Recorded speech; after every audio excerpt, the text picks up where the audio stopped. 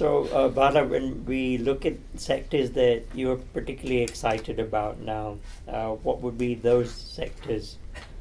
Yeah, I have worked for a U.S. fund, and therefore I go for the general partner meeting every 3 months, and I've been exposed to some wonderful investments in the U.S., especially in the technology space and in the healthcare space. And both of them, when I started in NEA in 2008, India was very far away. We are rapidly catching up, and I mean enterprise technology, and I mean lot of healthcare, which is not hospitals. So we are truly excited about.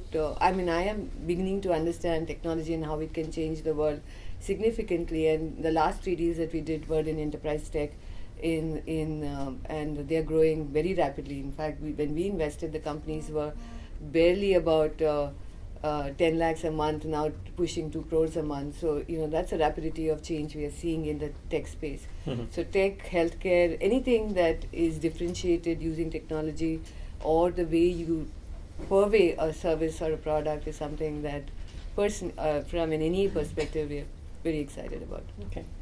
Dhanpal, is there any particular sectors that catch your eye? We can talk about it. We are pretty agnostic, right? We invest in anything which we think we can make money. Mm-hmm. But I just think, again, coming by and putting myself in your shoes, there are really 3 Indias we're talking about, right? And I think in Bombay, we possibly at best see 2 Indias. We don't see the 3rd India at all. And there is a lot of work right now using technology to try and even bring the 3rd India into the mainstream as a consumer, as a buyer of goods and services, right? And I think, and there is a lot yet to be done in this country, which, simple things, right? Just making a product available today in the country is a huge challenge. We keep talking about logistics, and Bala talks about this whole tech space, etc. Right? But the guys who've really done well are the guys who built a logistics, capability, right? Because everyone didn't know how to get those products out to the end consumer, right? So there are so many things where you literally look around. I think there's an opportunity. Question is, what is it that you want to make your opportunity, and how do you basically own it and build around it? I completely agree with Bala that disruption is something that we see constantly across. It's like what we call, we live in this whole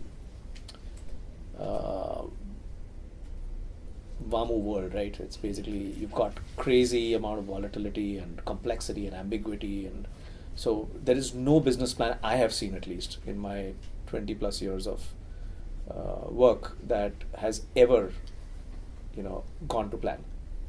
Literally. Gone as per plan, you say. Gone as per plan, yeah. So I just think that what you do as a business has to be a lot more than just about what you think you will do today, right? And that's the reason to be committed versus to being interested in that business. How committed are you? Because only if you're fully committed, there will be periods where you will figure out that your business model just doesn't work, right? And you have to be thoughtful about it, that do you continue to keep going on, or do you just call it a day and move on and do something else in life, right? And there will be a period where you just don't have enough time on hand because it's just business, coming from every corner, right? And at that point, it's a different problem. So I think India pretty much has space for pretty much whatever you want to do, right? And we see this all the time in the industries that we, whether it's consumer or financial services or healthcare, anything, right? Because there's just too much to be done in everything. So I wouldn't be concerned necessarily about what's happening in the US and is it going to come in tomorrow completely, unless you've done something which is, I would say stupid, right? But there's enough and more for everyone. Just to add to that, I think one of the things that we find is that, the ability to start a business has become much easier today than ever. Yeah. It could be thanks to technology, it could be thanks to the government, it could be thanks to the fact that there are far more people like you who are ready to take risk, which is very encouraging for us investors. It also means that the competitive intensity that you all are dealing with is far much more. So one is, of course, the environment, as Dhanpal was saying, but what is intrinsic to business is really how differentiated you are, what is the value drivers that you are chasing. And I think you are not being given enough time to build that deep value. I mean, even in 2000 when I started investing, businesses had far much more time, to think about, it used to be, I mean, at least I grew up in an era, you're maybe much younger, in an era of, it was Pepsi versus Coke, or a Hindustan Lever versus a PNG, and sorry, Marico, wrong example, wrong example, but today, I mean, look at the intense competition that you're facing. We always worry for our. I mean, I'm on the board of 12 companies, and I really worry about each one of them in terms of building this defensible moat around their businesses. Yeah. How do you really do it?